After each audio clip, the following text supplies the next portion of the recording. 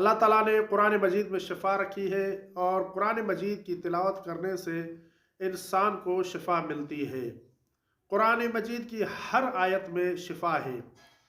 उनमें से एक आयत जिसे ज़िक्र यूनुसिया भी कहा जाता है और तमाम मुसलमान जानते हैं और तमाम मुसलमानों को ये ज़िक्र याद है, और वो ज़िक्र हज़रत यूनुस अलैहिस्सलातु वस्सलाम से मंसूब है, और वो ज़िक्र है ला इलाहा इल्ला अंता सुब्हानका इन्नी कुन्तु मिनज़ ज़ालिमीन। और इस ज़िक्र को पढ़ने से हज़रत यूनुस अलैहिस्सलातु वस्सलाम को मछली के पेट से निजात मिली थी। इसलिए तमाम मुसलमानों को चाहिए, मोमिन को चाहिए कि ज़िक्र यूनुसिया को अपनी ज़बान पर जारी रखा करें। और ज़िक्र यूनुसिया के बारे में ये भी मिलता है कि जो शख्स भी गम व अंदूह में मुब्तला हो, दुख में मुब्तला हो, तो उसे चाहिए कि रोज़ाना 730 मरतबा ज़िक्र यूनुसिया को पढ़े।